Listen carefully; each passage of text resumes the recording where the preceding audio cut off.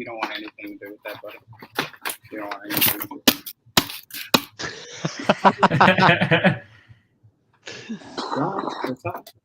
Sports podcast.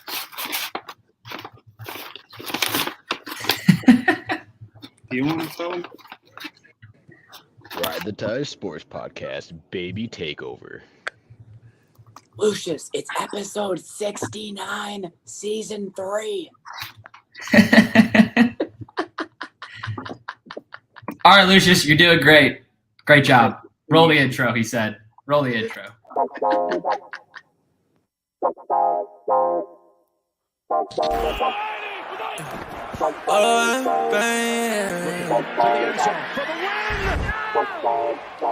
Bro, what the fuck? Whoa! Yeah. Babe.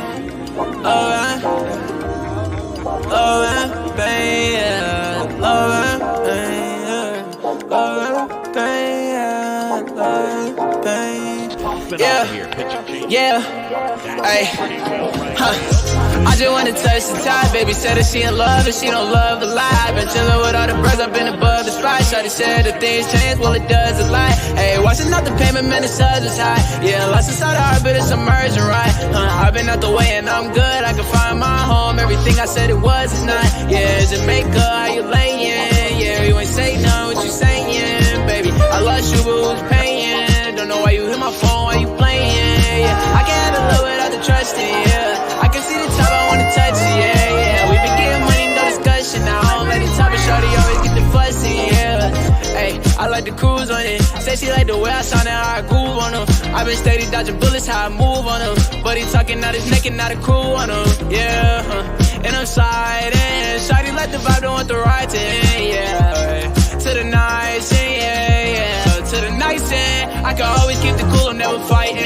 Man, I love was all the cake without the icing. Now I found new love, different pricing. And it won't cost my soul, no devices. Yeah, I ain't got a plan for it, I'm the man for it. Silver Brody couldn't stand for it, it's very important. I've been off the edge, I've been feeling the wind blowing. I can lose my head and my heart, but they been gone. I just hit the edge of stairs when it's dead time. I just lost promises, I regret mine. I just gained a lot of love on the west side. I'm the go, but I would never be the best guy. You might take me out of business like I'm Best Buy. Talk about the go to maybe soon, I know that's right. Yeah. Talk about the go to maybe soon, I know that's right. Thinking about the future, looking good, and it's the best side. I remember. Welcome back to Ride the Tide Sports Podcast, season 3, episode 69. We got UFC 291 coming up. We got the MLB trade deadline coming up. We got football, and we have all the sports you need to know in the week that has passed. We got Tycho, we got Luke, we got the Wander, and we got McDilly. All to give it to you. Bada bing, bada boom. Sorry, How are the boys doing? A special Big guest Wanderer had to birthday go, party last night. He had to go walk away into the big world, do his own thing. Walk That's into totally the real okay. world. Yeah. But you know what? Dad started talking. I was like, excuse you? It's crazy. Did you have a good birthday, Wanderer? I did until He had to leave I the lost casino You left your own birthday? uninterrupted. And I lost that 600 because I went back up to 500 and started making poor decisions. So you should have stopped when you were ahead, is what you're saying. Yeah. I forgot that the money I was gambling with was also was scratch-off ticket money, which means it was already gambling money. And I'd already won enough off the gambling money, so I should have just chilled. But I wasn't thinking straight. Too many drinks. Lost that sense of myself. Just looking at dollar amounts, I was like, I need 4 digits. You lost yourself. I hit this. I need 4 digits. Pretty damn close. And it went downhill from there.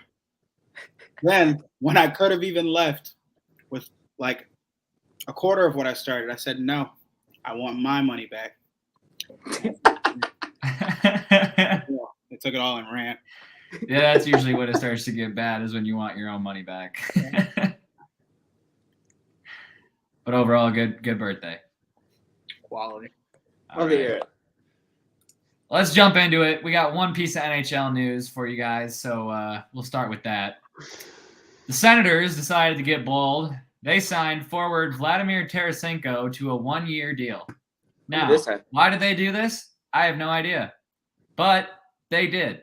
So, your thoughts? When did this happen?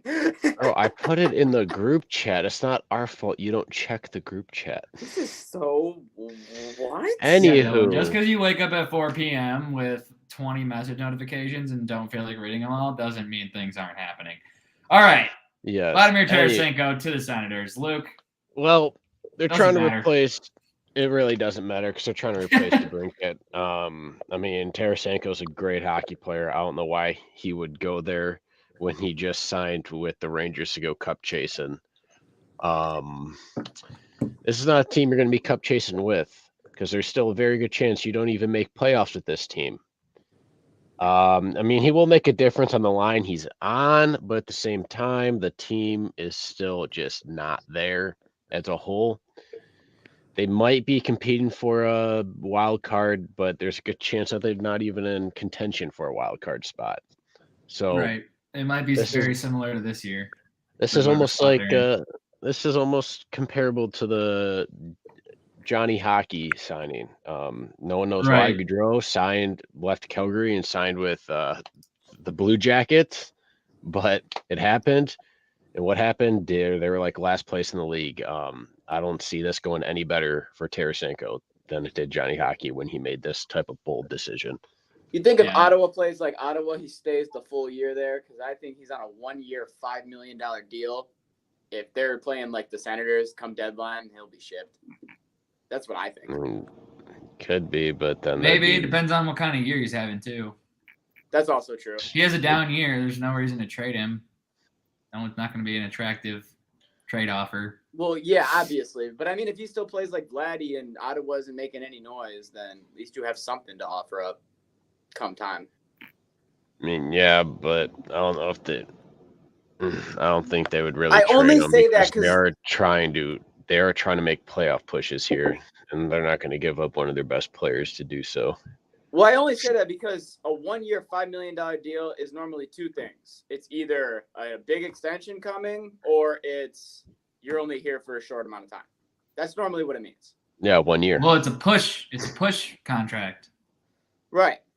Isn't that obvious? The East is so loaded. It's a hey, maybe we can make a playoff push contract. Right. But that's why I said if Ottawa starts to play like Ottawa and it comes deadline time and they're not making a push, then you only have them on a 1-year, $5 million deal. I feel like Really not going to get. Yes, Dylan. If they're not gonna make the playoffs at the end of the year, they may trade him. Yes. well, I'm gonna be honest, I don't understand the 1-year move. deal. Even if they're not regardless, making the playoffs. So yeah, I you're don't- right. But They I mean, probably that's wouldn't kind of get- irrelevant. They probably wouldn't get that much for him too because he's only on a 1-year deal, and after the season's up, unless he goes to a loaded team, which I mean, the loaded team's not going to give up too much of their top guys, no matter even if No, it they'd is probably give up fucking Tarasenko. draft picks or Yeah. something. I'd see that. But look, if I agree Tarasenko with you on this one. scores 40 fucking goals and has another 40 assists, has like 80 points, maybe even more assists or whatever. But if he has a 40 goal plus year, you know, I can definitely see him getting shipped if they're not good. So, Yeah. but then again, if he only scores 20 goals, maybe he gets injured. Fucking no way. So, you know, He might still be leading the team in goals by that point. Shit. it's true. The Senators do have some decent players though. Tarasenko he's good, but they have some good players. Last time he put up close to 40 was in 21-22, and that was only 34. Last time he actually did put up a 40-goal season, it was in 2015-16 season with St. Louis. Yeah, about a minute. It's coming. 40-goal year for Tarasenko. I'm willing to put money on it that he does not score 40. I'll put 5 on it. Under Okay. over 40 goals. I think I should lose. 39. $5, I guess. Except you got $5. $5 to lose. Yeah. All All right. That's NHL for you. 5 on it. You're not going to have that same 5. I No. don't 5 believe on you. it right You won't have here. that same 5 by this time tomorrow. No, I put money on it. No, he's Show gonna me the go to numbers. Taco You're Bell as so soon as the right. podcast is over. He's gonna go to Taco Bell, and that 5's not gonna exist. So true. All right, we got MLB coming up next. Dylan, it's deadline time. You're damn right. Well, it's deadline time, but it's like Not enough time. It's like the pre-cum of deadline. It's like the Who the fuck is that guy? The prequel, prequel. I I genuinely tried to think of the word and I couldn't think of it. I don't know why that was the You word. thought of it. You just added cum at the end. But You just went right to pre-cum is what you did. I didn't know what the word was. It was pre something, and then I blanked. But like that's just what like naturally came out. Not prequel. Anyway. The same way something else naturally just came out, Dylan. My shit this morning? You're damn right. But Jesse got the joke. And That plane was so far over your head. All right, Dylan. That was The MLB pre-cum trade deadline. That's exactly what it is. I mean, well, it's because none of the major names have been traded, but there still has been a good amount of noise going on with the deadline overall being on Tuesday. So first thing that we have to start off is a little bit of a reunion in LA for Kike Hernandez, who gets traded from the Red Sox back over to the Dodgers. Obviously, Kike spent 3 to 4 years with LA, won a World Series with LA, and then got shipped over to Boston in that whole Mookie Betts type of situation. And now Kike's back on the Dodgers, back hitting 220, not doing anything special. But the Dodgers are trying to acquire the same people that they had when they were good a couple years ago and said, hey, we were pretty good. Bring you guys back. We should still be pretty good, right? And that's what they've done with a couple of people here, starting with Kike Hernandez. I do like Kike. I do like him. But don't like the Dodgers. Right, that's the problem. So I'm going to have to do the same thing I did with Soto, even though I liked him. They're still going to be trash.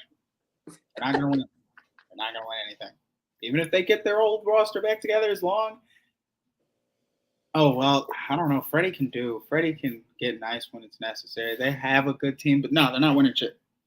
But the Dodgers, they might be creeping up, They're back in first place in the division. So.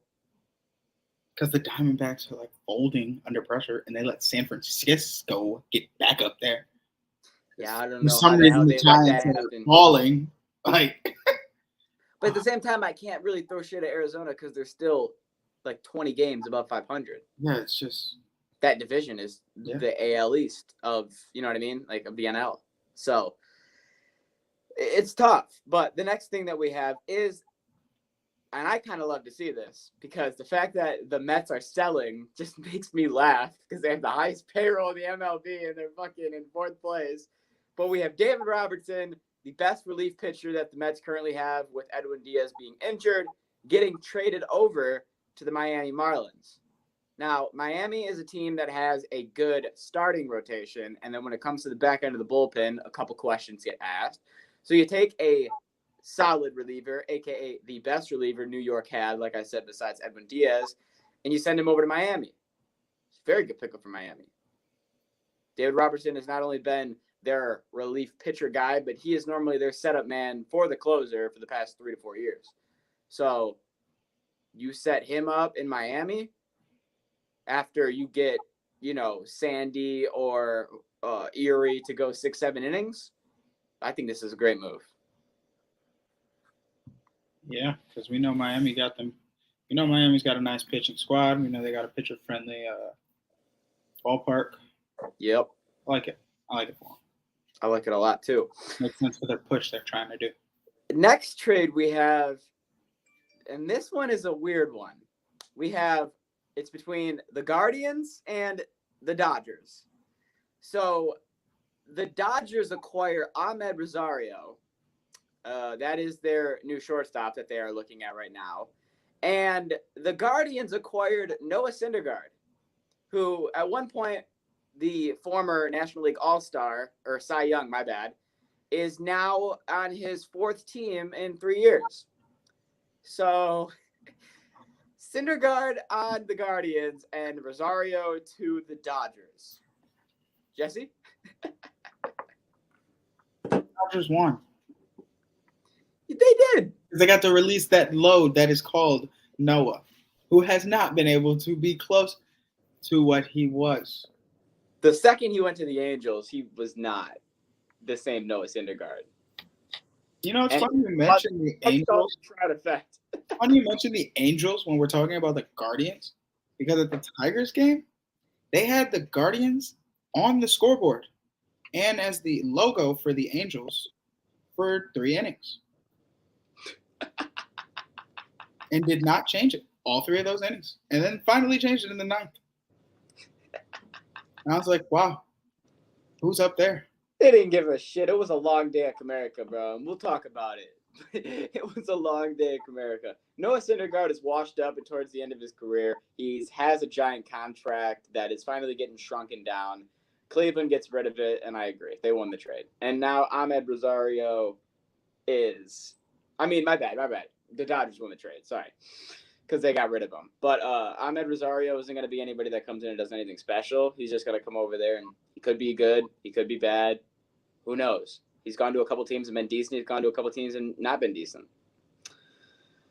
Now, you can see more brightness in him than Noah. That's true. That's a very, very good point.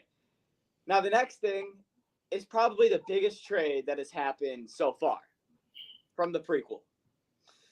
Lucas Giolito has been traded to the Angels. Now, what does this mean? The Angels are actually believing and trying to make the postseason because they sit 6-7 games over 500. They're in second place going into the deadline, and they're picking up pieces for Shohei. I mean, hey, don't forget about Trouty when he comes back.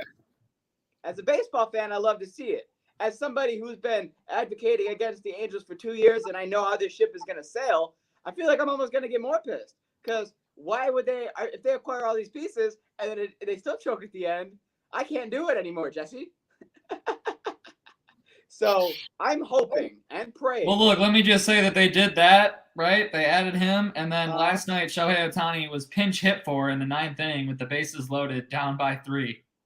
He had cramps. Yeah, okay. Shohei had cramps. He could not hit. Shohei, it's the bottom of the 9th. We're down by 3. The bases are loaded. We need you to jack one out of here. Sorry, coach, I got a cramp. He said, hey, that's coach, the guy you're getting pieces for? The guy Yep. that goes, I got a cramp. I can't do it, coach. He also has 39 homers and leads the MLB by 5. Yeah. He didn't have the leg. Where's the heart? Once in a generation player. He didn't have the leg to really plant his foot. I feel like he was just gonna have a pink little fly ball, ruin all the momentum. He said, "Look, coach, I can go up there, but I ain't gonna be able to give you all I got." Also, Can somebody tell me what the guy that pinch hit for him did? Oh, he got out. Lost him What the did game. he do? What did he do though? Did he strike out? Did he ground it out? Yeah. You telling me Shohei couldn't have done that? I'm telling you, all Shohei had to do was stand in the box. He didn't have to move his bat. They probably would have walked. Yeah, he probably would have walked him. Yeah, they would have accepted that. It was like funny, Shohei, I know you have cramps. Just go out there and look like you're fine.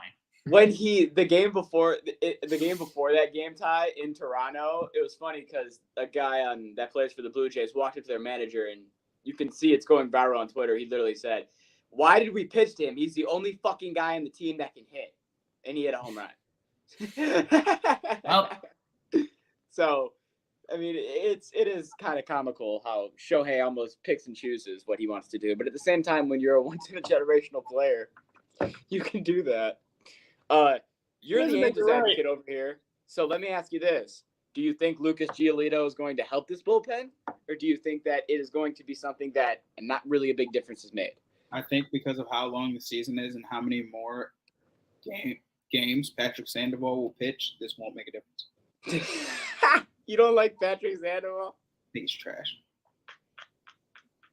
ERA is bumped. I never knew you had this opinion. Don't like Patrick Sandoval. Every week you find out a new pitcher I don't like or a new person I don't a fan of. There will be a new player I bring Patrick up. Sandoval, He's fucking that's a guy. trash. And I was like, wait, what? I was so pissed we weren't tearing him alive I'm like, Tigers, you guys are really trash because this man Sandoval is not even giving you heat. You're swinging at everything. We're making Sandoval look good right now. Like, That's why Jesse was pissed. You're not doing enough off of him. He shouldn't even have 4 strikeouts. I want to ask you this real quick. In 3 days is the deadline. A lot of bigger names in play. Do you think this will be the last move the Angels make? Or do you think they're going to go in for bigger water? Because if they're really trying to make a push, then they probably will get rid of Rendon for somebody. I don't think I'll make another move. I think this is all they're able to end. There's one thing I want to see, Jesse, and I just said it, and I'll actually kind of be sold. If they can acquire a big piece and give up Anthony Rendon, I'll be like, wow, you just got a fucking stupid contract out of the way.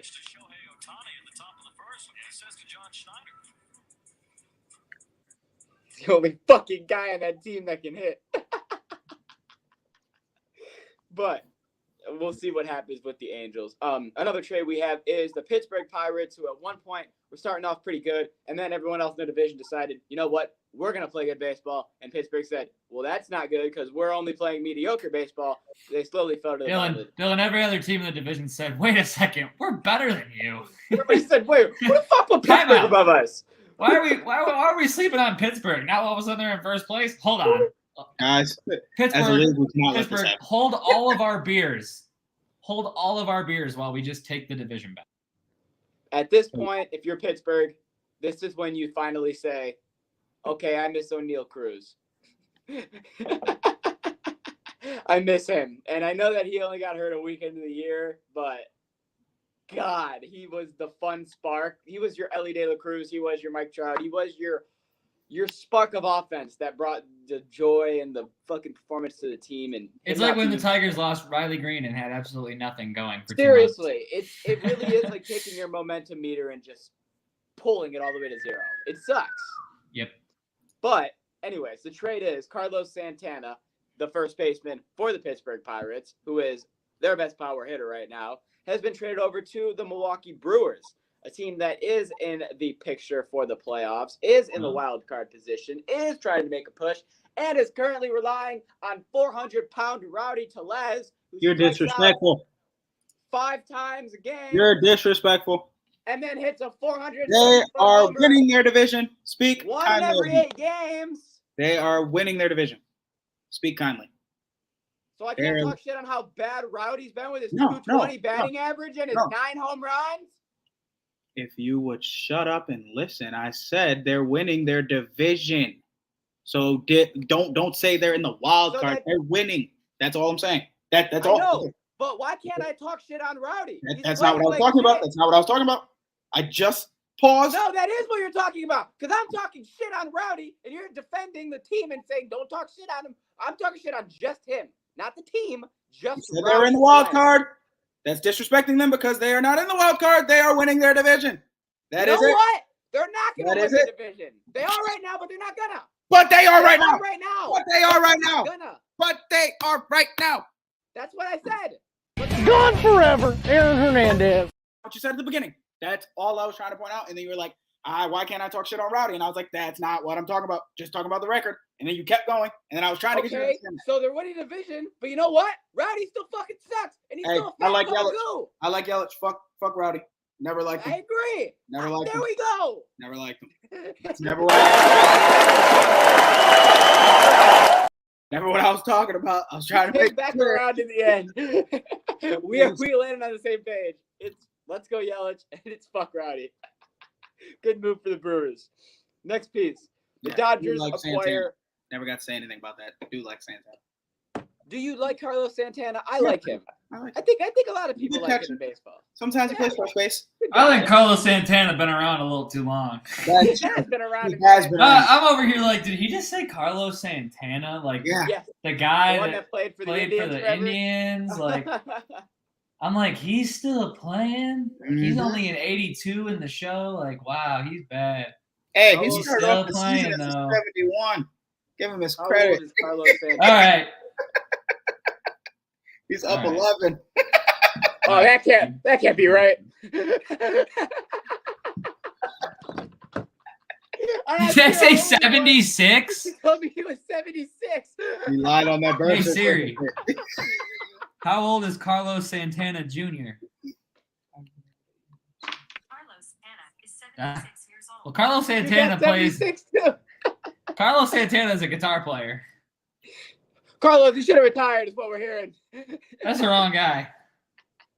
76. Time out. Now I Hang it really up. need to know. Now I really need to know. I think he's like 44, 43. I thought he was 40. Yeah, let's find out. I typed in Carlos Santana baseball age. Let's say 39. I'll let you know. Not to be Right. confused with the guitarist. 39 is my final answer. 37. 37. Damn it. Oh, a little younger. 37. All right, I didn't mean to give you 7 years of life. I mean, shit. Now that I know he's only 37, you'll probably be seeing him for fucking 4 or 5 more years. I'm not gonna lie. Every team that just needs a utility bat at first base, Santana's like, shit, I ain't going nowhere. You pay me, I'll be your first baseman. Anytime. All right, I'm just gonna say this next trade. I think this is funny, but I want to know what you think. Lance Lynn and Joe Kelly got traded to the Dodgers. And Joe Kelly? So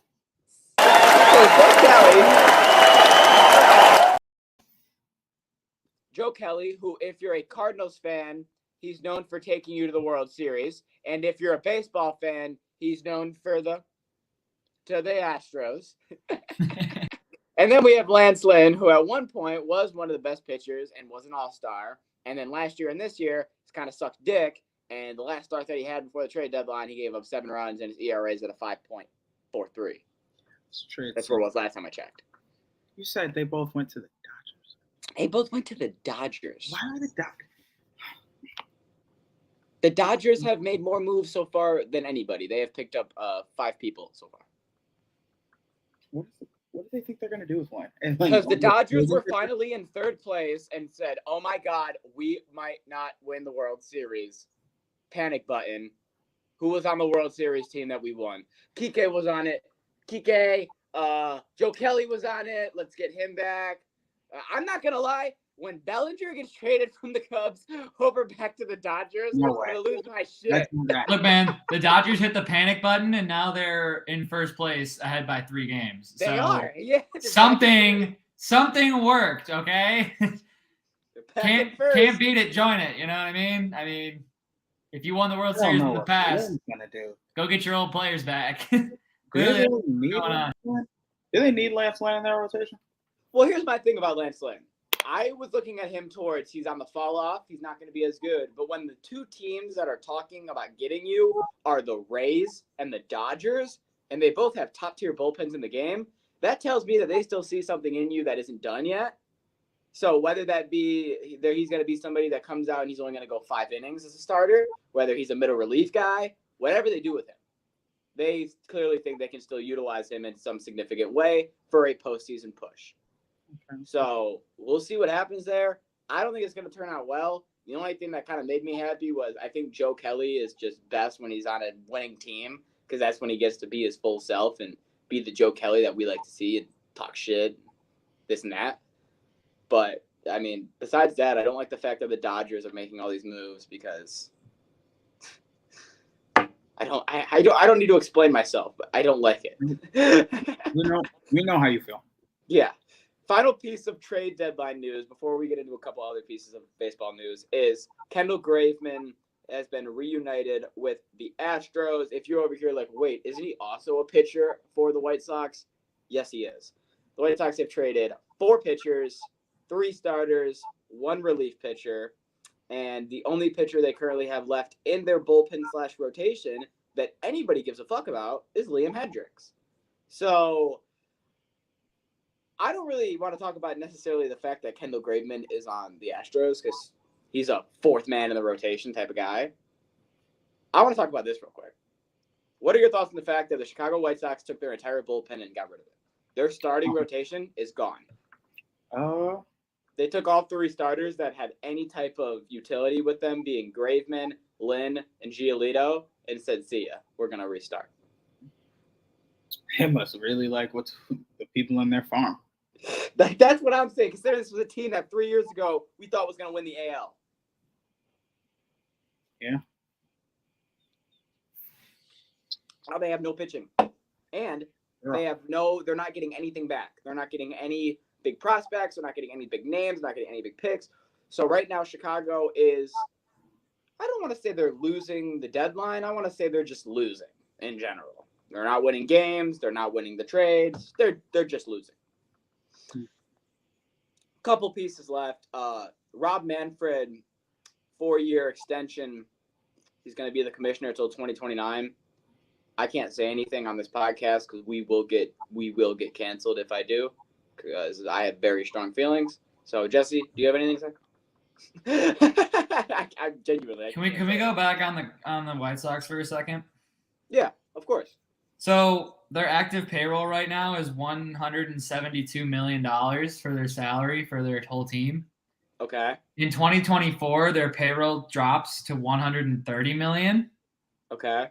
And they just traded all those players that probably had some decent contracts. So this probably didn't update yet. So it'll probably be less than $130 million, which probably roughly, let's say it puts them around 110.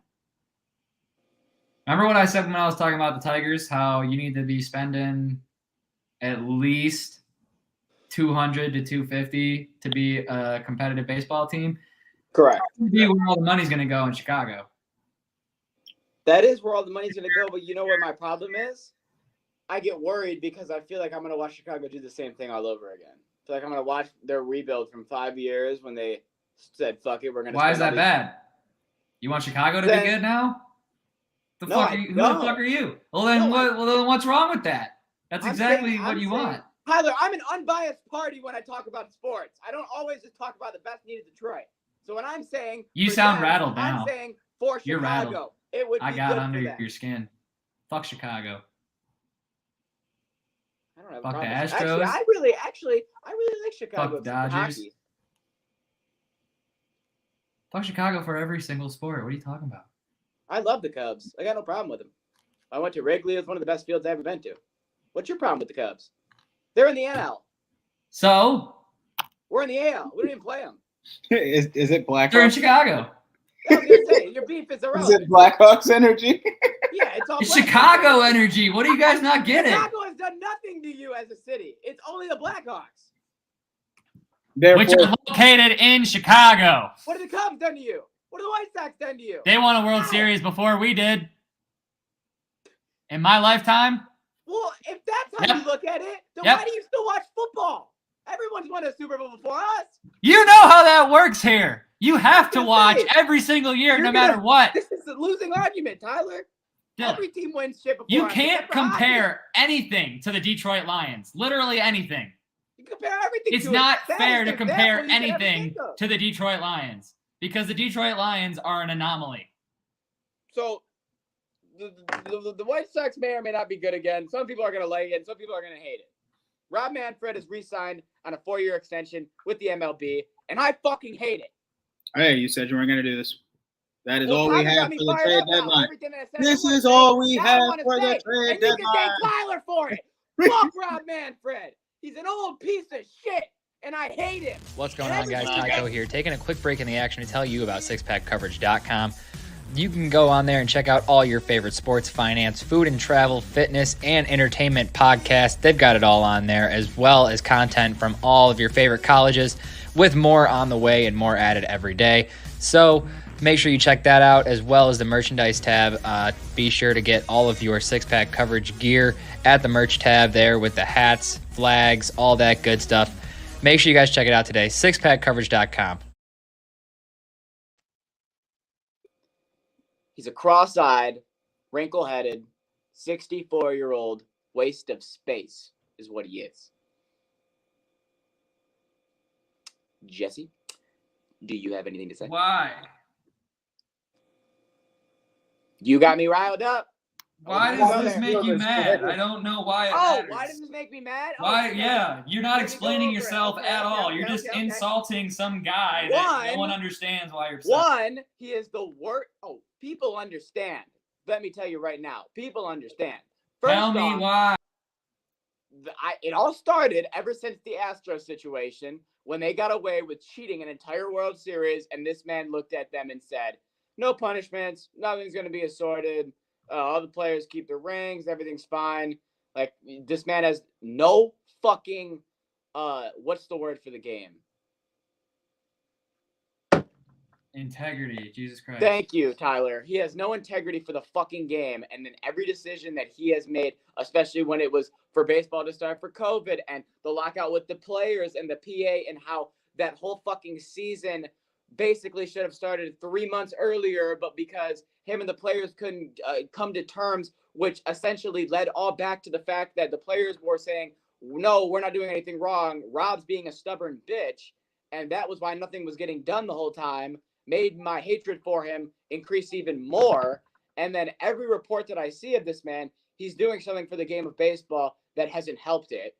And everything about this man, from the situation of the Astros till now, is built up in my head that here's how I look at it. If you're a fan of your sport, where as Tyler and Luke, they're big hockey guys, you probably think your owner is the worst. Whereas they probably think Gary's the fucking worst. And me as an MLB guy, I think he's the worst. Jesse, as a NBA guy, you probably think Adam Silver's the worst. You know, everyone has their fucking owner or GM, genuinely, that we think is the fucking worst. So that's just how it works. And as a baseball guy, I hate Rob, and I hate that he's going to be the commissioner for 4 more years. All right, I had to bring Luke in because I'm going to give my piece here. Okay. I think that it's funny to boo Gary Bettman, the commissioner of the NHL. I think it's absolutely hilarious. However, everything that Gary has done to try to benefit the game of hockey, I think has expanded hockey in a very positive way. I think it's hilarious that we boo the guy.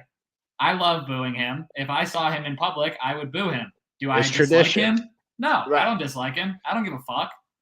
He's done good things for hockey, so cool. And at the end of the day, the commissioner of the league is simply the guy that takes all of the things that all 30 owners said and presents it to the public.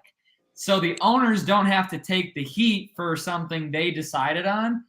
The commissioner takes all the heat.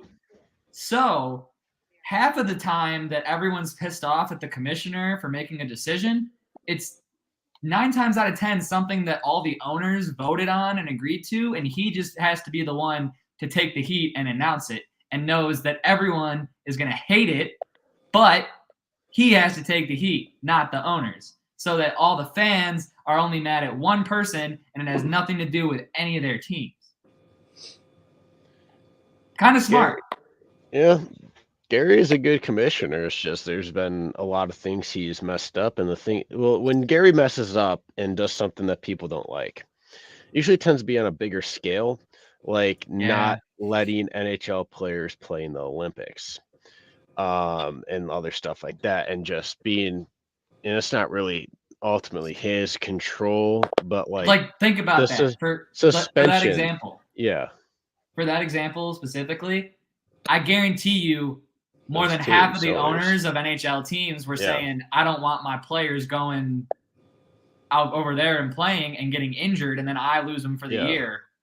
So I guarantee you he was just the guy that had to speak for all the owners, you know? And then everyone's like, fuck you, Gary, what the fuck? And it's really the owners of the teams not wanting their $1 million players going out and getting injured, not even playing for the home team. Yeah.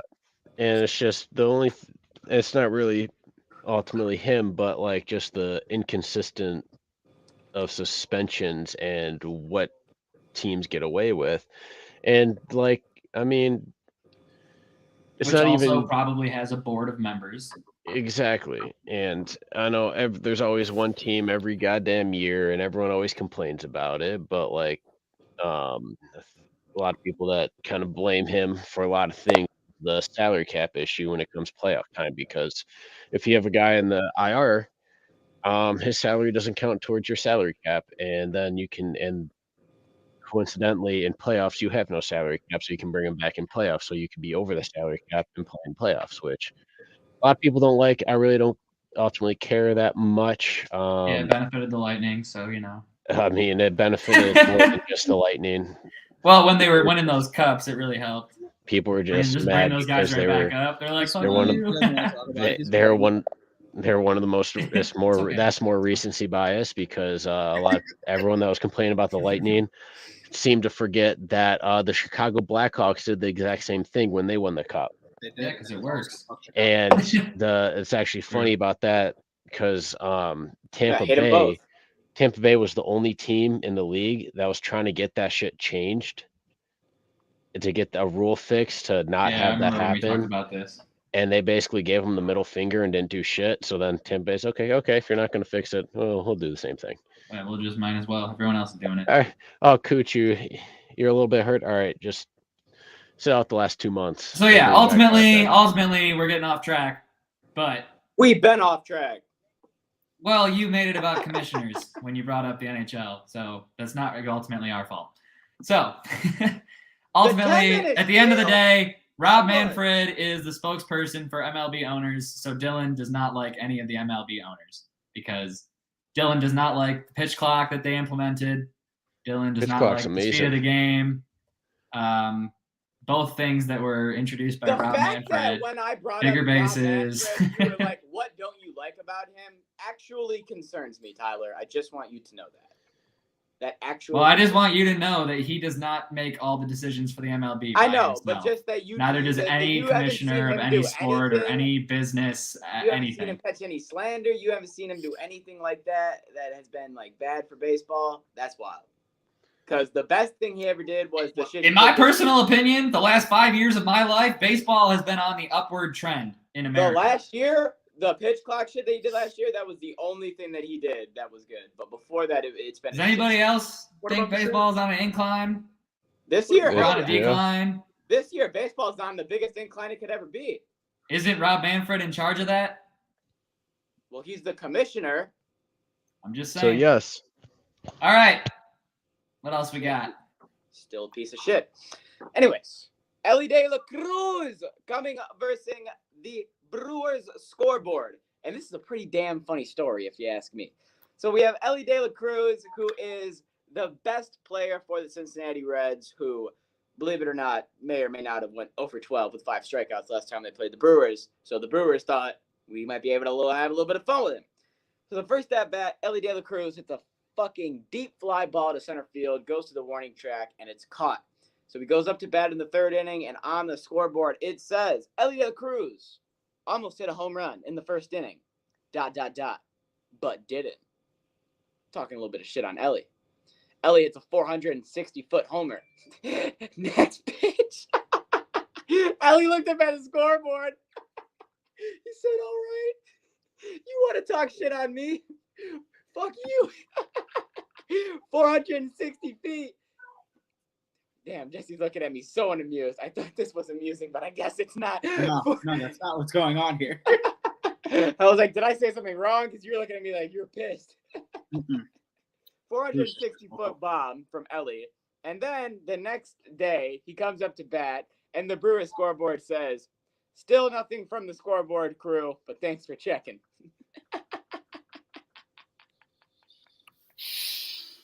Wow, what a bear poking. Talk about poking the bear, man. They poked that bear, and Ellie said, fuck you. I think it's so funny. I don't know why. I think it's hilarious. All right.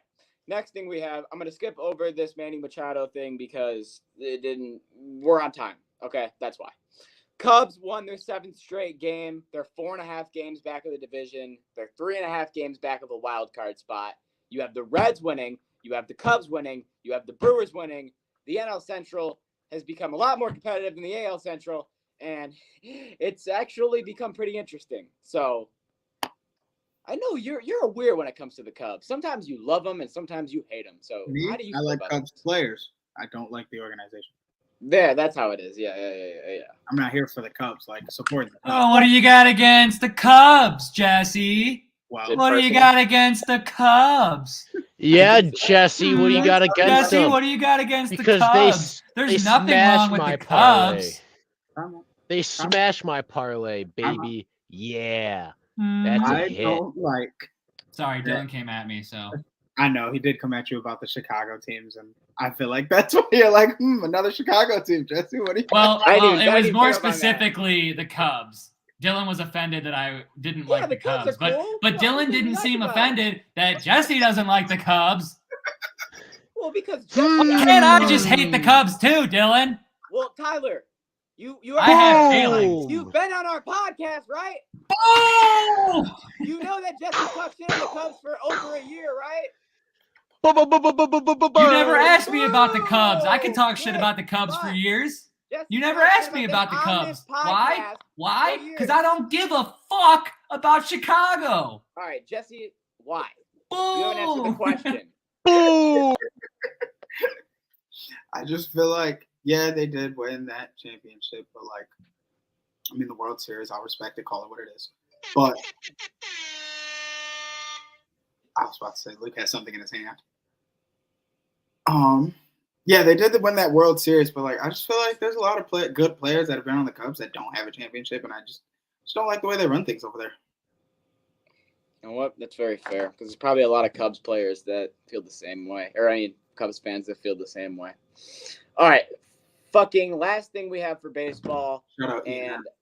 I'm not gonna lie, I have never been happier to catch a fever in my life because I would have watched the Tigers get absolutely baptized by one man named Shohei Ohtani.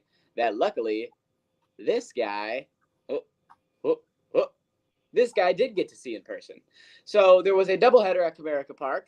Shohei Ohtani pitched the first game, may or may not have thrown his first complete game shutout. Nope. I would like to point out that Don't say no, it happened. that's true. I should have said no. Sorry. We were speeding through it so fast. I was like, damn, he's going. He's not touching enough points for me. Sorry. I was going to let you give your I'd like to specifics. point out that even though he only gave up one hit, he did not get a hit the first game. And Right. every time he got a fly ball or the one time he got struck out, Tigers fans clapped a lot louder than normal. I will just say that. They were clapping louder. You could hear it differently. So when game 2 came around and he also didn't hit the first at bat, and I think it was a fly ball, might have been a strikeout. Nah, first at bat, he hit a homer. Second at bat, he hit a homer. No, he went 2 for 3 in the second game. I know. The third time he got out. But his No, first the two at third bats, he hit time, homers. no, because he was about He to hit a homer in the first inning and the third inning. Sure about that? You don't want to look that up? I'm Is going he to right? fact check myself right now. 99% sure that's happened. I'm currently Is he going right? to fact check myself. As Is he Jesse right? says, 'Cause I used to I feel like I watched him not get the first at bat, so you should check yourself. You would know more than me, wouldn't you? You'd think so. I will give you this because I had been drinking because I knew I was there for 2 games. All right, let's see. Shohei Ohtani, first home run was in the top of the second. So you're probably right. Yeah. Because I got 5 runs in the second. Yes. So he hit it in the second inning and the fourth inning. That's why I said first and third. Bang. But anyway, Shohei Ohtani, after throwing a one-hitter complete game shutout for the first time in his career, goes into game 2 and hits 2 home runs. He had more home runs than the Tigers did hits when he pitched. Yep. Yes, he did. You gotta laugh or you'll cry. That's all I can say. Yep. They Shohei out-hit Ohtani, us a tremendous he amount. owns the Tigers. Just add us But to the it's okay. list. It's okay. He doesn't own the Tigers because last time. Yes, he around- does. Anybody that goes and one hits and shut out somebody No. that same Uh, day no. beats What him was it? with his own bat. No one else had to get a hit that game. His 2 homers won him the game. He single-handedly beat us. No, he he did didn't. in one day by himself. No, he didn't. He beat us the first game because of the way he pitched. But the second game, if nobody else got a hit, they would only have 2 runs and we had 4. So that is technically wrong. No, Jesse. No, they had to get on base. They had to get on base. We got 4 runs at the end of the game. He has a They point. had to get on base. They That's would have true. only been solo You're right. home runs. You're right. Yeah, They would have there only was been nobody solos. on base. I see what he's saying. You break. I see you're saying. I see what you're saying. That's true. They would have only been solos. And that is the MLB wrap-up, and I'm sure there will be a shit ton more next week, considering the deadline is on Tuesday. Sports bettors, you need to download Sharps, the better social network. With Sharps mobile app, you can tail your friends' bets with one click. See a bet you like? Just click the whale tail icon and boom, it will open in your corresponding sportsbook. Sharps securely connects to major sportsbooks like FanDuel, MGM, Caesars, and more. So you can not only track your bets, but share your bets in creative ways. So gather the degens, download Sharps for free, and join our fast-growing sports betting community.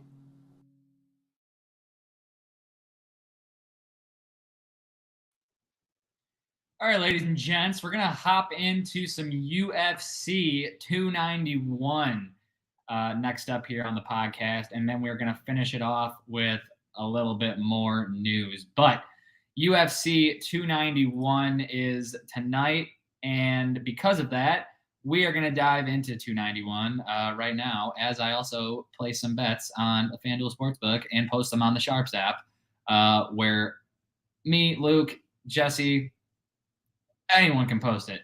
So just download Sharps today, and we'll get into UFC coming up next.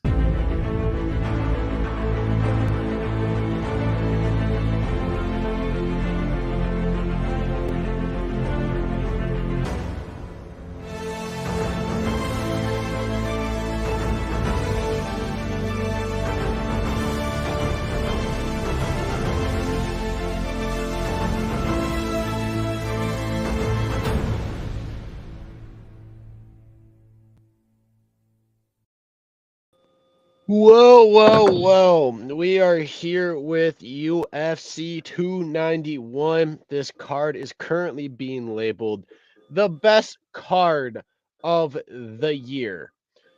Now it has a lot of hype. Hopefully this card can deliver with all the hype that's on the card. And for the first fight we got Michael Chiesa going up against Kevin Holland, the people's fighter, the people's champ, the Batman in real life, because he fights UFC fights and he stops crime. Motherfucking Kevin Holland is a dog in every aspect of his life. This man is coming off a KO against Santiago Ponzinibbio, and his two fights before that was Stephen Thompson and Kazma Chimaev, which he received losses for. But this man's a dog. He doesn't stop chasing. And she has his last two fights were losses. He's on a 2-fight losing skid. He won a decision against Magny. And before that, he's just more of a decision type fighter because, he just keeps going to decision winning. If it's not going to decision, actually, no, he lost to Sean Brady last decision. But, being a decision type fighter going up against Kevin Holland, that is not good. That is not good news for you because Kevin Holland is going to be fucking dancing around the octagon, throwing punches left, right. Oh, here's a kick. Oh, he just jumped up in the air and just tried to hit him with something no one's ever seen before. Oh, yeah, that's right. It's Kevin fucking Holland. And he's going to be clowning the whole time, talking shit, having a swift, casual conversation with it mostly himself because usually the fighters don't really talk back, but he still continues talking like it's a normal conversation on a Tuesday afternoon. Yeah, I got a good feeling we'll be pretty aligned this whole card. But yeah, I have Kevin Holland. You know what? I have Kevin Holland round 1 knockout to start the card.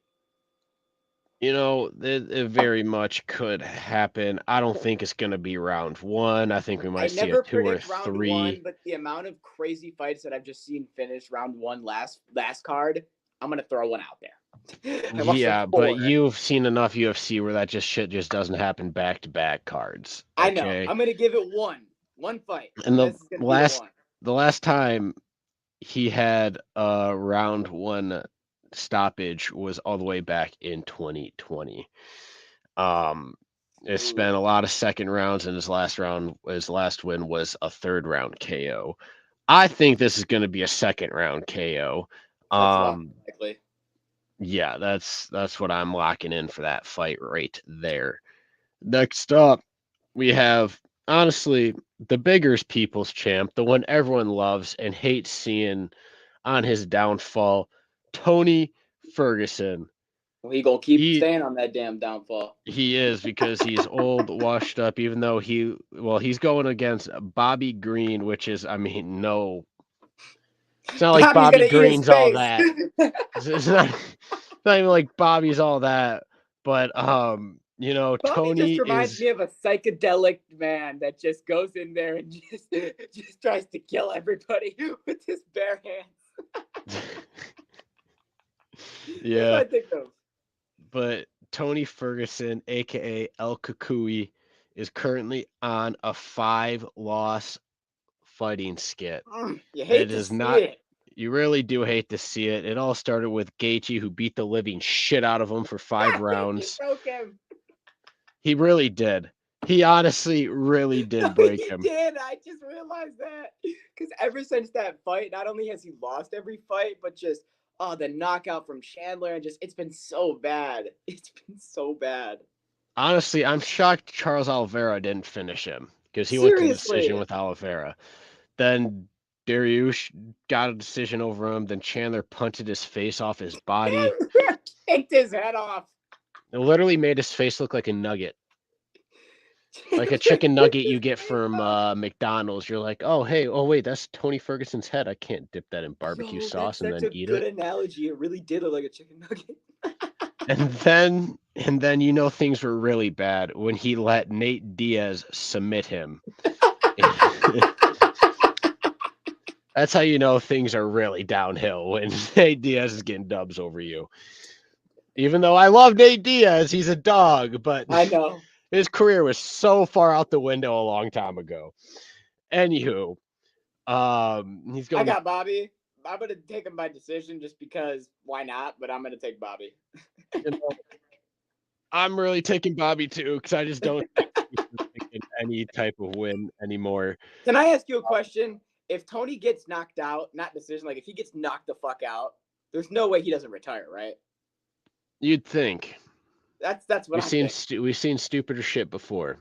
Dana might not even let him continue fighting if he loses this one. Seriously, yeah. Dana might have to step in. But Bobby Green, aka the King, this man, his last fight ended in no contest with an accidental clash with Jared Gordon. Then he lost. Besides that, he's on a 2-fight losing skit against Drew Dauber and Islam Makhachev.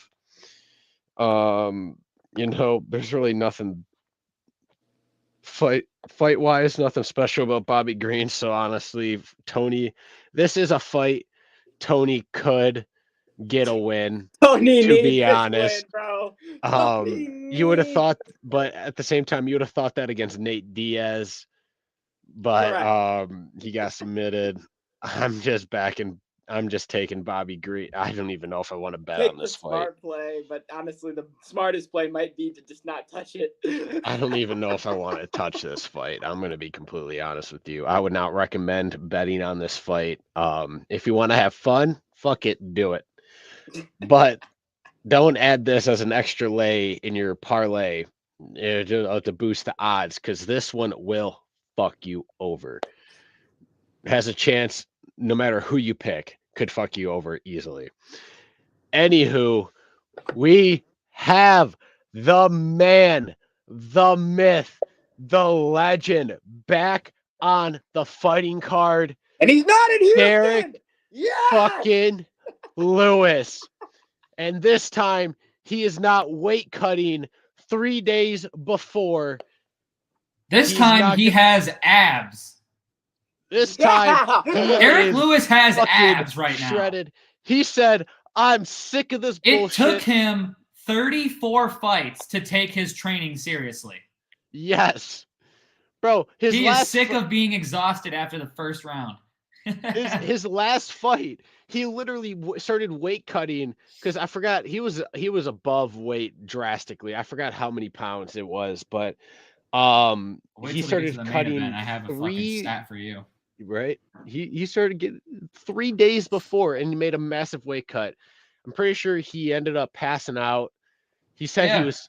How are you supposed to be fighting people if you're literally killing yourself 3 days before? He literally felt like he said I felt like I died. Like I was on death's doorstep. So you know he Now- wouldn't Win his mention spot. again. I ain't gonna lie. Now he looks like Kamaru Usman's big brother. And Derek, I put my money on him. That's for sure. Look at that man. You can never not put your money on this man. He's on a 3-fight losing skit. He needs Which to. means He's time. Bro. due. Time. Bro, His right hand is fucking due. it's Oh very my simple. God. Okay, It's hungry. It's very simple. Derek Lewis is fighting. You go to the location. It says Salt Lake City, Utah. You throw knockout Derek Lewis. Yep. The yup unit. Yeah, That's yeah. exactly what I did. Yup. We're in Salt Lake City. We are nowhere near Houston. He's gonna knock him the fuck out. Give me Yeah, the black and beast. come on, what's happening here? Figure it out. Jesus, Luke, I assume you're in the same boat as you have Derek Lewis by knockout. I'm guessing. I do. Okay. But I'm trying to look at Marcos Rogerio de Lima's previous fights, and it won't let me click the information button on verdicts, and it is making me mad. I can give you one piece of news, May or and may that his not be last intentional. fight was a win against Cortez Acosta on UFC Fight Night.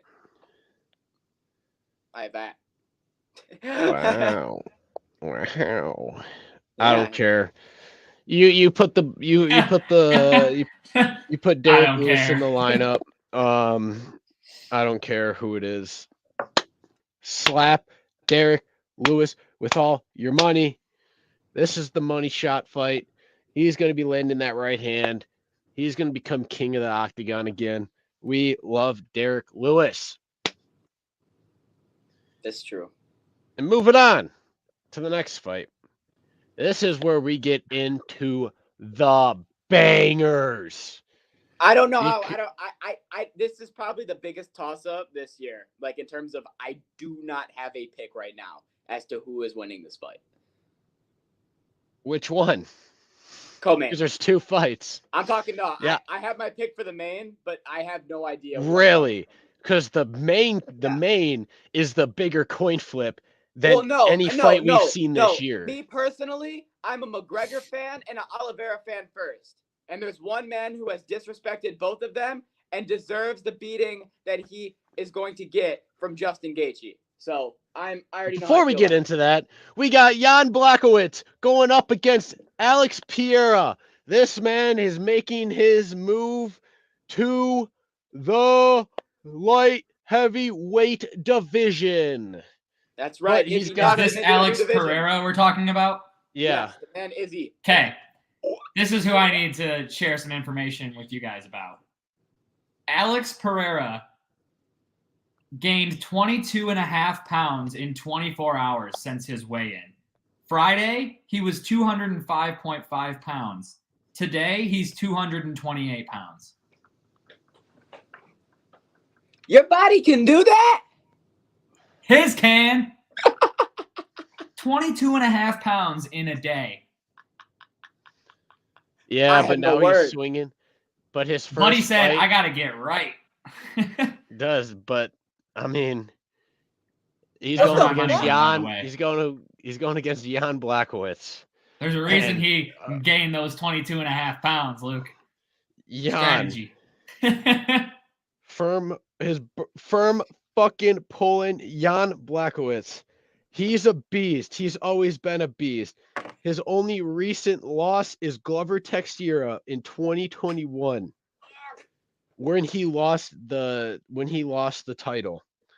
Then he drew with Ankalev, and Jan, this man's still a bad motherfucker.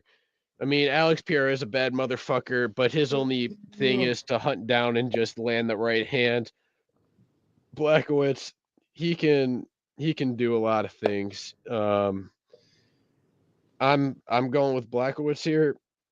All right, that's where I'm gonna go. Let's go Poland, baby. I'm going with Blachowicz it's here tough for me because not to take Blachowicz because he's Let's- a Polish guy. let's go but I- Poland, yeah, I know I that's didn't. why I said that. I didn't, but it hurts.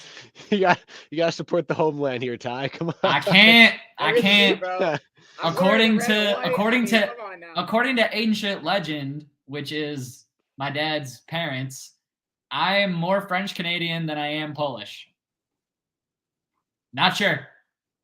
Haven't seen any French Canadian fighters, so that means you support the Brazilian. no. Why do you think I have the Brazilian Yes. flag, baby? There's a reason You're for taking this. Blackowitz. Yeah, because I think he's gonna win the fight. It has nothing to do with where he's from. I have the Brazilian flag because Oliveira. That's it. Anyways, there's a main event. This is going to be a banger of a fight. Dustin I mean, Poirier is gonna get fucking baptized. Can I finish? That's all I have to say. That's literally it. I wasn't even talking about that fight yet. Because we all know Peoria, fucking his last 2 fights were against Izzy. 1 win, 1 loss. Then he's fought Strickland and a bunch of other just kind of bums on his way up, and has only fought one What did you fighter say? that's actually full of contender. You're taking who? What? I'm talking to Tyler right now. He knows what he said. He knows exactly what he said. I already put my money on it too. But for what? Knockout? No, for a win. Shame on you. It's also Okay, I going guess to, I'm done it's also talking going about to a the co-main decision too. event, so let's get into the fucking main event that everyone's already fucking talking about. Sorry, I guess I sparked something fucking- in Dylan that won't stop. Jesus Christ. Dustin Poirier is fighting Justin Gaethje. All you need to do is flip a coin, and that's who you bet on, because that's all this fight is. I hate Dustin Poirier. He's a bitch. He's a bum. He's a little bitch too. Yeah. He's a big bum. Yeah. Fuck Dustin Poirier. I want him to get Fucking sent to the hot dog Shadow too. Realm because he's a little bitch and a bum. And anyone that likes him, you a bitch Justin too. Gaethje, he is an absolute dog. I mean, even though as much as I hate Dustin Poirier, I guess he could be considered a dog, but he's still a he's bitch. got a little bit of. He's a very good fucking fighter. He's a got a little little bit of- chihuahua in the He beat octagon. the shit out of Conor McGregor on multiple time. occasions. One time. Parking lot, There wa- mentally. They're 1-1-1. Once in the octagon. They're 1-1-1. I'm just gonna put that out there. But Dustin Poirier, who's a He's little gonna win chihuahua in the tonight. octagon, He's is gonna going win against the tonight. big dog Justin Gaethje. He's gonna And lose tonight. Justin Gaethje. Yo, I hate that when Stiev. Tyler is in this situation in UFC. He's normally right, and he never deserves it. Aljamain Sterling. Like, yeah, and we're always pissed. Look. Not- If I'm being honest, Not I'm more tonight. confident in my bet This now than I is was before our I night. heard you guys talk shit. I'm more confident now that you're both talking mad shit than I was when you weren't talking mad shit. So this has actually Dylan. boosted my confidence. Dylan. Not tonight. It's not happening. It's Tonight This man is not. Is winning your tonight. night. Now let's go out there and get him. Well, it's very. In the rare words of that- Herb Brooks, tonight is our night. And we're gonna go out there and get him. and it's very Also, rare. also in the words of Herb Brooks, again. Okay, but it's very rare. What I was gonna say is that you have a favorite fighter. So don't get mad when it happens again. For me and Luke, and then they both have the same fucking constant rival that we have both seen our favorite guy beat. So, if we can come together on that, we're going to bet against him anytime we can. Is he a good fighter? Yes. I'm not taking anything away from, he did still beat a lot of good people, and he's still a good fighter. Here's the thing, Dylan. This is a coin flip fight, and Poirier took the first fight. So, what does that say? Tails is hidden. Oh, baby, tails. I think tails landed last time. Oh, baby, tails, Oh, baby. How do you even know whose heads and tails? You just can't just decide that. You keep the same coin you wrote the names on last time. You don't write names on the coin. You just flip the coin. That's not how a coin I wrote Gaethje on one side and Justin bitch made Poirier. How big on was the the other coin? side. You had a lot of room to write. This man was out here flipping a giant ass coin in there. He's like, "Now it was a Edric regular." Tails! He goes, "Now it was a regular coin. I had a fine tip Sharpie." He goes, I couldn't find a coin, so I flipped over the kitchen table. I drew a big had a dog lot on to one write side about- for Gaethje about and a little Poirier. chihuahua on the other side for Poirier. that's so funny. So tonight sounds like it's gonna be a pretty good fucking pay-per-view. Yeah. And Gaethje is gonna get the job done. Please, I just don't like when Poirier is happy. Because All fuck right, the are you little guys, chihuahua are you on guys the other coming side over of to the watch fight. this or what? This sounds like something Yeah. we need to make an event. Yes! Okay. I got nothing to do, so I'll be over. Dylan, I knew you had nothing to do. Dylan, if things go south, I'm fighting you. No, Luke, this is the Yes. first card. Yes. This is the first card that me and you have every single pick together, and you're still gonna find a way Exactly! to win. That So means things go that south, we're if fighting. things go south, it was the bad juju that you brought to the picks, clearly. So then Luke has to fight You know what? I'll take that. you. Because usually when you guys are on different sides, one of you is the winner and one of you is a loser. But if you're on the same side and you're both losers, then Can he we has just to blame be winners somebody. tonight? He has to blame somebody. Don't worry, Can we just be Dylan. winners? I'm bringing all of You my can't, because winner then I vibes. lose. I'm gonna be counter your that I'm winner. okay with losing that. vibes. Fuck you! I'm okay We with have that. Someone's football gotta to talk cancel- about. Somebody's got. Someone's got to cancel out your losing vibes, and it's me. All right, we have more to talk about, and we're starting with Jesse, football. who do you And got? for whatever reason, we're still starting with the NFL and the Tennessee Titans. Jesse, Hold on. Jesse, who who's do you winning? got? Time out. Who's Time winning? out. Who do you got?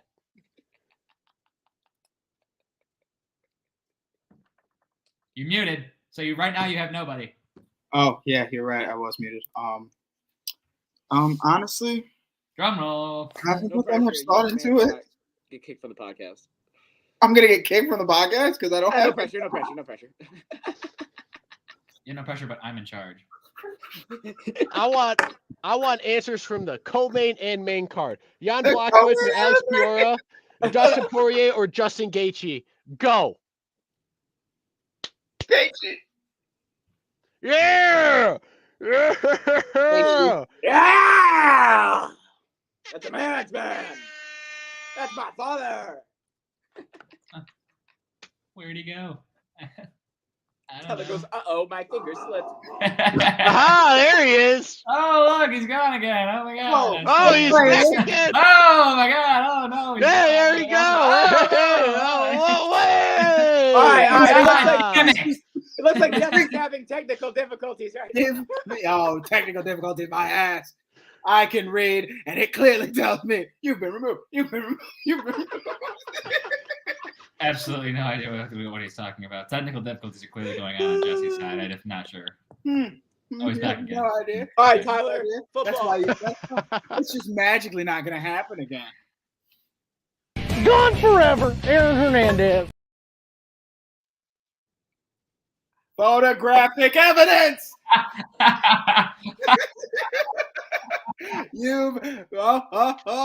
Wait, you've been removed.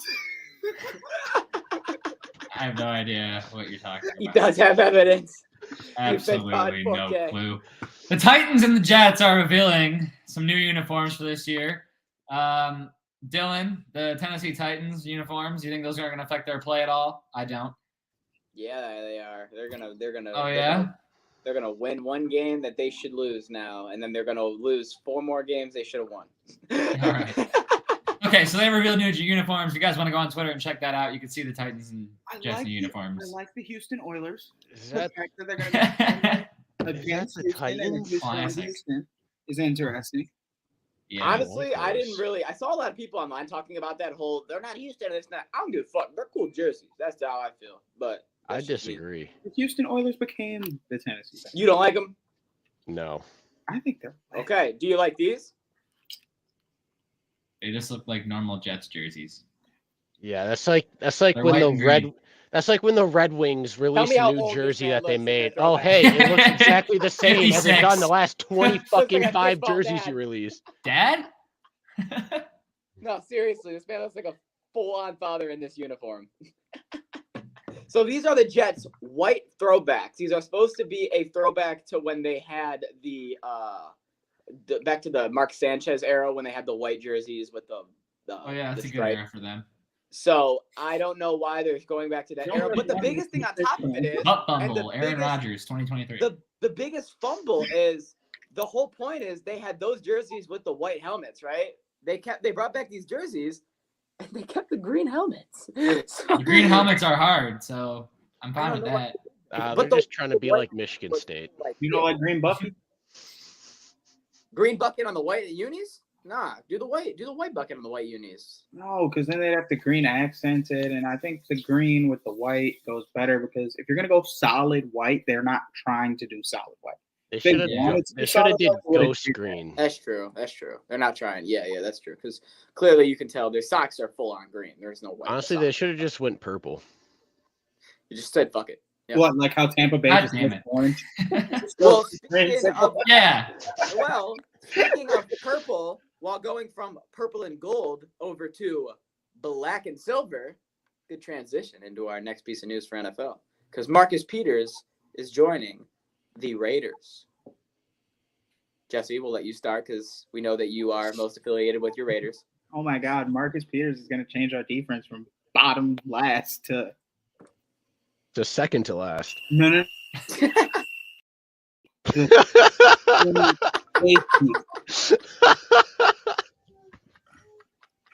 It's a second to last. Yeah. Improvement, baby. I think we'll go to like the 28th. 2 spots. Third from last. Sorry. I There forgot you to go. calculate and carry the 1. Yeah. You left a number, Luke. You left it behind. But no, I mean, it's cool, but like I haven't seen anything from the Raiders defense that is making me go, oh, they're going to be a good defense. Like they were terrible, bottom last for 5 years in a row. What's one player doing? Max, the D-line is good, but the secondary has literally been bottom tier for 5 years. What changed besides Marcus Peters?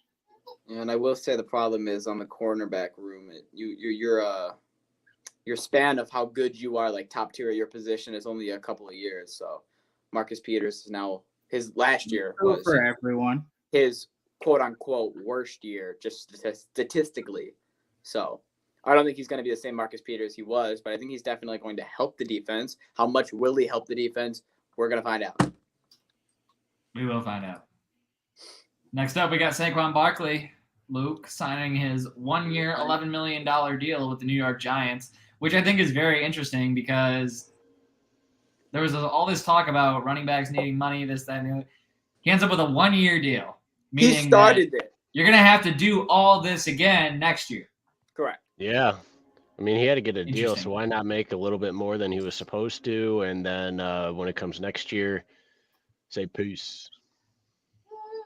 I'm just gonna with all the running back stuff that happened, it's gonna be so ironic when Saquon Barkley goes down week 2 and it's out for the year. Stop. Now when I draft, and they'll be like, this is why we don't pay running backs. Not when I draft him first overall in the fantasy draft this year, and he That's 100% why. No, he's see, get here's injured the if thing, you do Luke. that. If you do that, he's getting injured. Yeah, if you don't draft him, You were juju for him. Yeah, I was You're one bad juju. pick away from was having your him fault. on my championship roster, and you my wouldn't have won the fucking championship. own wouldn't have won brother shit. took him from me. would not My have. own blood took it from me a pick before I could get him. He helped saved you. him. Gave you the He shit saved and saved Saquon's Saquon Barkley. career. If it Saquon was No, your, I if it was up promise- to you, I promised Barkley Doesn't work. a ring, and If I it was up to almost you- got him that. if it was up to you, we wouldn't have this right now. We wouldn't have Saquon signing 1-year deal. We'd have No. Saquon signing like 1-year deal, $6 million. Why? Because he flaked another year. Yeah, and Portland promised. No, So don't do that. I to him. will get Leave him him through alone. a full year with a ring. Yeah, I Portland believe. promised You can Damian have him. Lillard a ring. Ask them how that's going. All All right, now let's play the worth it or not worth it game. We got some pretty decent contracts here. Oh, I think I just shit my pants. Trayvon Diggs signs 5-year, $97 You don't need to announce that. million extension with the Cow. Jesus Christ! Genuinely Dylan. look good, sir. Trayvon Diggs signs a 5-year, $97 million extension with the Cowboys. Worth it or Yeah. not worth it? Dylan's in timeout. I think it's worth it. the numbers he's put up for them, the things, even though he's had some bad yardage situations. Fuck no. He's coming clean there with his coverage, so I like it. He deserves it. Worth it. Unless he had a major upgrade this offseason that nobody knows about, this is not worth it. He got $97 million for catching a football. This man is a can't guard punt return shit. guy. He cannot guard shit. He is a good ball catcher. He is good at picking off the quarterback. He is bad at playing press. He's bad at playing slot. And when he has one-on-one deep balls, every single guy gets past him. I don't think this is worth it. For everything, the reason that Dylan just said is what I would have said. Like, Trayvon Diggs is not a coverage guy. He's not a good coverage guy. He can play zone when the quarterback throws the ball right to him. He can catch that damn ball. Yes, he like can. Nobody else, man. If you throw that ball near him, he can catch it. And you know what? A lot of good players can. But he should not be making $97 million because he can catch more balls than everyone else. Hold on. Oh my god. What, did you shake your pants too? No. I just seen Mac Hollins on Atlanta. Yeah. This dude's fucking huge. Yeah, yoked. Okay. Next up. Jesus. Yeah, he's big. Worth it. Fukuda. Anyway. Worth it because they didn't have any other option. $262.5 million. Worth it or not worth it? I'm going to start and say worth it because I feel like they didn't have any other option. They were looking at the quarterback that they had, and they realized that if this guy is going to be in top 5 in passing touchdowns and top 5 in passing yards, which he's been 2 out of the 3 years that he's been in the league, that we're probably going to want to have him for the next couple of years, and he's probably going to want to be the focal point of this offense because our big problem right now is our defense. Hot take. They should have put in a clause to this contract. You choke away 5 games this season, you lose $60 million on the deal. No, Tyler's about to say something controversial, so I'm ready for it. Hot take. Justin Herbert will be the Matthew Stafford of the LA Chargers. He will be there. No. He will be there for the next 5 years on this giant deal, and after that 5-year deal is up, he will go to a different team and he will actually make the playoffs and go on a run. And then That's get exactly hurt. That's what Justin Herbert. That's what Justin Herbert is. That's what the Chargers oh are. no, my computer is low battery. Let me. Was it worth it when we paid Matthew Stafford? No. No. Was Matthew Stafford deserving of money? Yes. But No. was it worth it? No. So I don't think this is worth it either because I think they're doing the same thing the Lions did with Matthew Stafford. I think that's all it's going to amount to. I hate you. I agree with you. I hate you too. Jesse? Think that for the Chargers and historically what they've done, it's good for them because they always waste a potential Hall of Fame quarterback, surround him with offensive talent, make his defense lackluster, but feel like since they have one star player, everything's going to be fine. And they probably won't ever win a ring, but he'll have hella stats. He'll have hella stats. Stats will be super inflated. But I don't think they'll win anything because they'll never they paid him. Are you talking about Herbert still, or are you talking about Matthew Stafford? Exactly. See what I mean? Yeah. It sounds like you're talking about everything that happened with Matthew Stafford in Detroit. The same shit happened with Good numbers, all this good stuff, never won shit. Same say it, you're right. It's just all right. Next up on worth it or not worth it, Cole Kmet signs a 4-year, $50 million deal for Chicago. I personally have to say I think this is worth it. He is one of their best offensive players. He was last year, and I think he will continue to be, and his relationship with the quarterback. He's a top 10 tight end in football. Yeah, definitely. Yeah, you hold down your tight end. It's a security blanket. It's the biggest target for your quarterback to hit. And for a quarterback like Fields, he's been great for him. So why not keep the weapons around your young quarterback? That's been his safety valve. And for a lot of younger quarterbacks, normally the tight end will be the safety valve. But specifically Cole Kmet has been – Justin Fields is doing his thing where he runs 30 fucking yards in the backfield and has nobody open. He's going to dump off to Cole Kmet half the time. So yeah. I hate to say it, but I'm still sticking with my guns. I said last year, this is going to be the year that that Fields is going to break out, and Kmet is going to be a big part of that. could easily see that happening. All right, that's what we had for signings for you. So worth it or not worth it, there you go. Next up, though, we have a couple of injuries, one bigger than the other. We'll start off with the one that's not as big because Lord knows he probably wasn't going to play the preseason anyways. Joe Burrow is out several weeks with a calf injury suffered in training camp. It was a non-contact injury, so people were a little worried, but apparently he'll be fine and start the season with the Bengals. Yeah, they said he's out a couple weeks, so originally everybody goes, oh no, but then they go, wait, a couple weeks is still the start of preseason, and then they feel better. So yeah, because they know he'd get maybe a 1/2 in one preseason game, and then that would be it. If I'm a Bengals fan, you can, if you want to stress yourself out and you want to worry about it, be my fucking guest, but I don't think you have to. I don't know. I'd still be a little worried if you're a Bengals fan because, I mean, stuff like this can linger on through the season, can pop up, potentially cause other injuries. But Joe Burrow has also been injured in 3 out of his 4 preseasons. Injury, he suffered his first year in the league. That woke him up and was like, okay, I'm going to be injured my entire career, and that is what it is. Well, yeah, but like, Jesse, correct me if I'm wrong. I'm pretty sure Joe Burrow has been injured for like 3 different preseasons. He got completely injured his first season. His second season, he had the surgery on his appendix he had to play through. Yeah. And now this would be he's on year 4, right? No, he's on year 3. Speaking as somebody he doesn't play in the preseason. He just doesn't. Wait, no, because Jamar's going into year 3, isn't he? Yeah, I just said this is his 3rd year. If Jamar's going into year 3, Joe Burrow's going into year 4. 4. So 3 out of 4 preseasons. Oh, it's because this is his 3rd year playing. Because the first year he didn't play, he was injured. Yeah.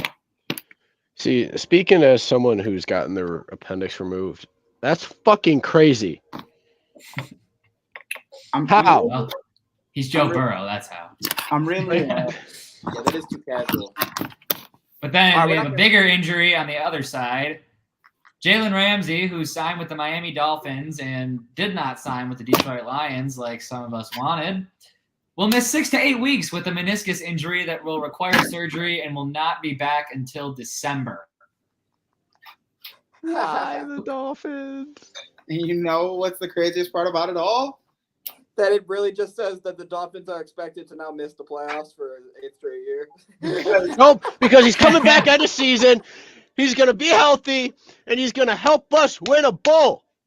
You only have one person to blame for this, Luke, and that's Tyreek Hill for putting the wheels on him and making him clench up and tear that meniscus. It's all his fault. It's not Tyreek Hill's fault that he's fucking absolutely disgusting at football and has speed. That's Jalen Ramsey's fault for thinking he could take him. Facts. Nah, that's facts. I agree with Luke 100%. It is 100% on Ramsey for thinking, you know what? I know you're the fastest man on human earth, but I can keep up foot to foot with you. No, you can't. That would actually be Usain. Your meniscus couldn't. I give Tyreek Hill all his credit for his speed, but that is Usain Bolt, the fastest man in the world. In the world? We'll wait on that. We don't know if that young gunner's been born yet.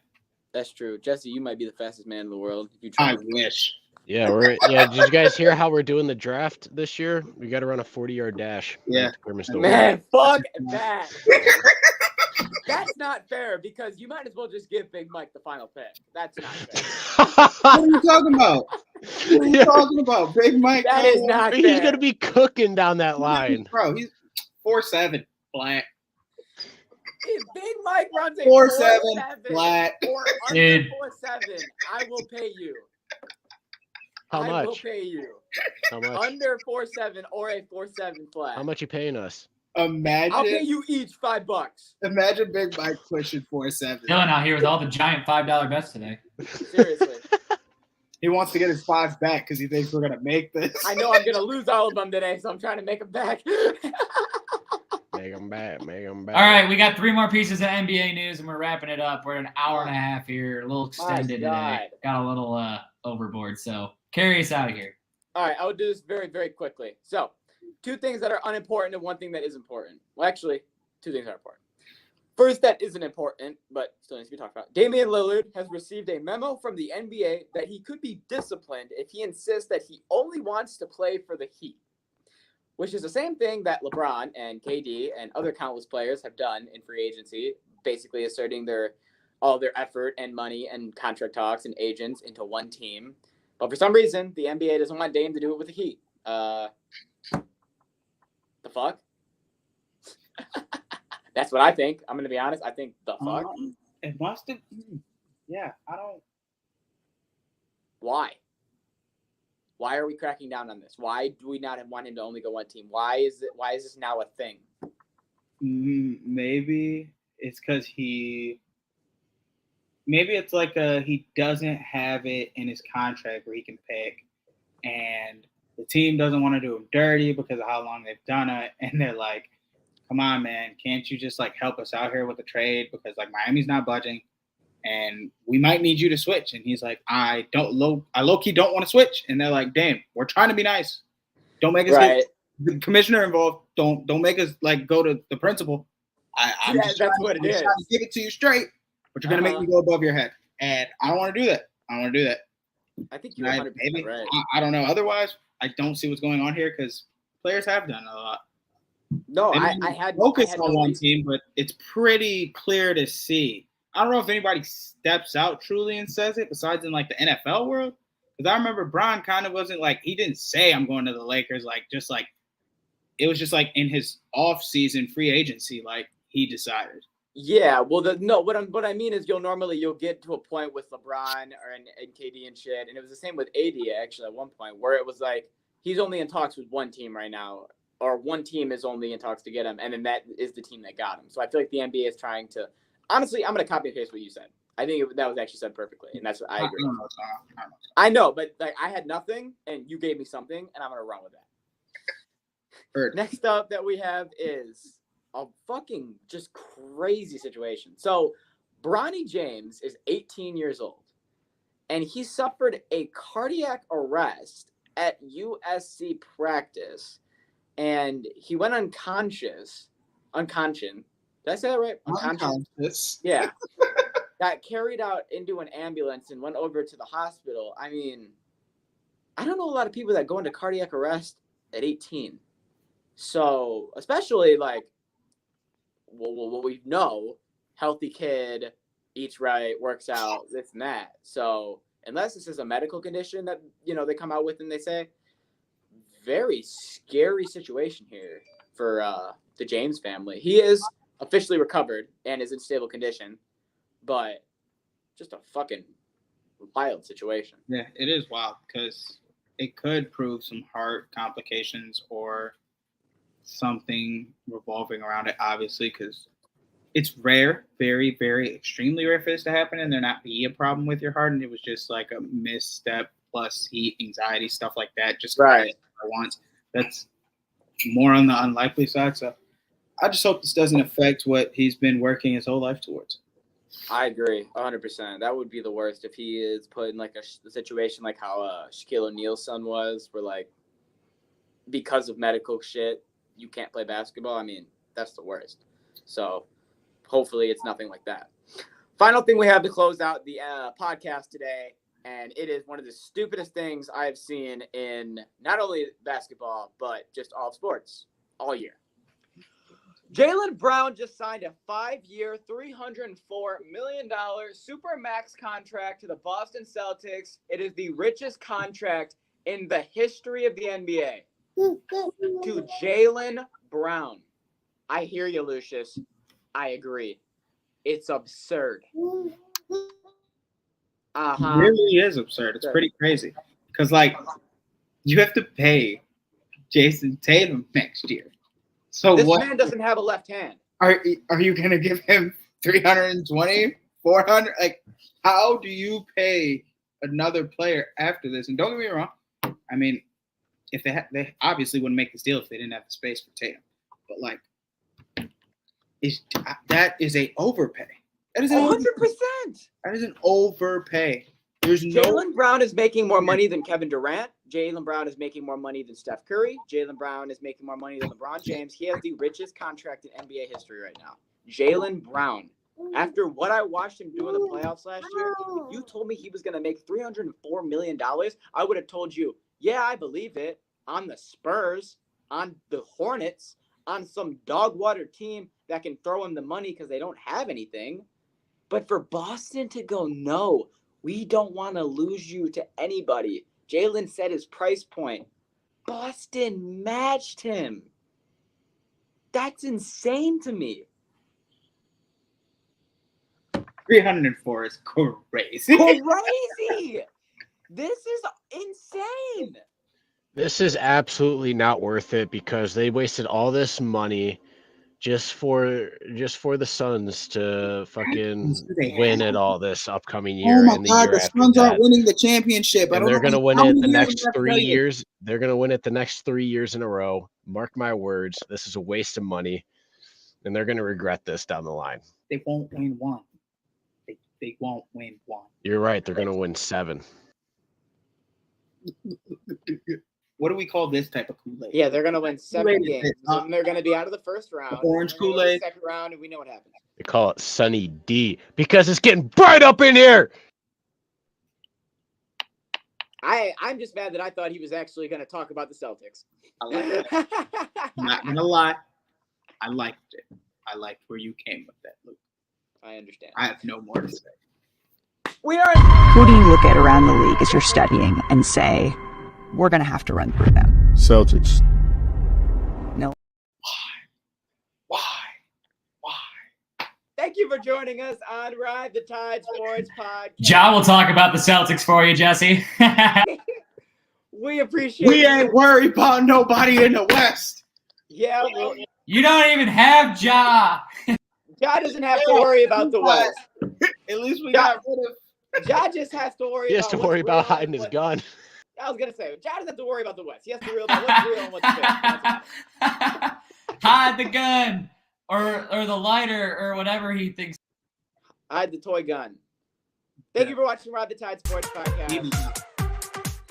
We appreciate you sticking in this hour and 40-minute pod with us. It was a fucking banger. Next Saturday will be the next time that we talk to you because Tyler is going to be out of town until, I believe, Saturday. So that's probably going to be able to squeeze him in. So without further ado, here's what I need you to do. Head over to Ride the Tide 586 on Instagram and on Twitter. Also head over to Ride the Tide Sports Podcast on YouTube and on Twitch. Then head over to Six Pack Coverage for other podcasts, for other merchandise, and for any other need that you could possibly want. Six Pack Coverage will probably have it for you.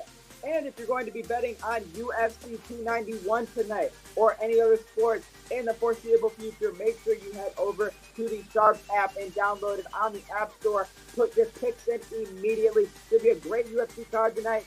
I'm Mick Dilly. We'll see you next Saturday. Have a good one. Peace.